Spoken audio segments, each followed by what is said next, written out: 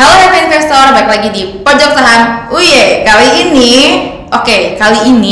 agak beda nih kita nggak akan membahas saham, akan ngebahas sih, tapi kali ini lebih global aja yang kita bahas tentang perekonomian di Indonesia. Kali ini saya temenin dengan Arif. Yes, Mas Arif. Mas Arif, kali ini kan kita ngebahasnya bukan tentang saham banget nih, lebih ke global, tapi tetap ya ini akan ada hubungannya dengan saham nantinya, benar?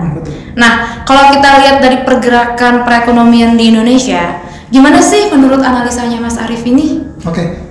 Jadi saat ini kan para pelaku pasar itu sedang menantikan, ini lebih tepatnya kita lagi menantikan data GDP ekonomi Indonesia kita domestik ini yang akan rilis pada hari Jumat besok tanggal 5 Februari. Jadi untuk mengantisipasi hal ini ya beberapa pelaku pasar itu cenderung melakukan profit taking atau khawatir angkanya tidak sesuai dengan ekspektasi pasar. Jadi mereka mulai melakukan sejumlah keputusan investasi mereka masing-masing kayak gitu. Oke. Nah, ini sempat terjadi tekanan di pasar saham. Di sisi lain itu mungkin sebagian dari mereka juga mulai melakukan switching. Jadi seperti mungkin tadi disebutkan bahwa pasar saham itu cenderung lebih beresiko ya, terus orang lain cenderung switching masuk ke safe haven seperti emas. Tapi di sisi lain ada instrumen lain yang namanya obligasi pemerintah, itu cenderung bisa resikonya lebih rendah dibandingkan pasar saham seperti itu. Gitu. Berarti sekarang sebenarnya kita semua lagi pada ketar-ketir nih ya. Sebenarnya ini memunculkan kekhawatiran tentang kabar yang akan datang di Jumat ini, sebenarnya di tanggal 5 Februari 2021 ini. Nah, kan udah banyak nih Mas Arif orang-orang yang udah mulai give up, yang udah mulai lelah dengan situasi seperti ini. Ada nggak sih Mas optimisme di tahun ini sebenarnya gitu untuk para pelaku masyarakat?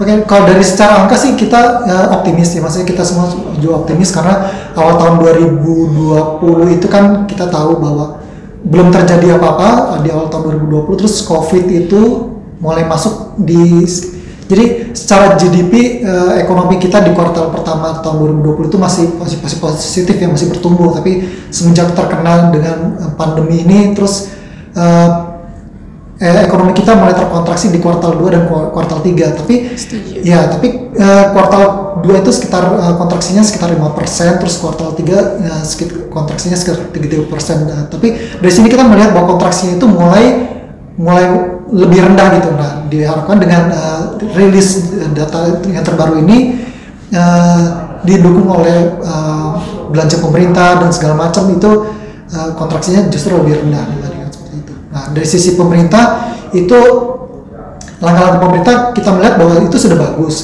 bagus. Hanya saja relatif kurang diimbangi dengan tindakan-tindakan dari segi kesehatan. Jadi kita lihat bahwa kasus positif corona di secara harian itu masih tinggi. Jadi pemerintah harusnya lebih aware dibanding untuk mengantisipasi kasus positif harian seperti ini kayak gitu. Langkah-langkah sudah ada, terus belanja pemerintah lebih baik, terus maksudnya didukung oleh stimulus fiskal. Terus pemerintah juga meningkatkan dana anggaran program pemulihan ekonomi nasional, di mana anggaran itu yang dari sekitar 533 triliun naik menjadi sekitar 620 triliun itu akan digunakan untuk program vaksinasi, pembelian vaksin, sama program vaksinasi agar lebih mempercepat munculnya herd immunity itu. Jadi semakin cepat program vaksinasi ini nanti akan memberikan dampak yang positif bagi ekonomi domestik Indonesia. Oke, berarti sebenarnya salah satu yang bisa menjadi optimis di para pelaku pasar ini adalah vaksin ya? Betul. Nanti once kita semua sudah mulai settle dari pandemi ini, berarti ada kemungkinan ini semua akan menjadi hal yang positif untuk para pelaku pasar, bukan? Betul.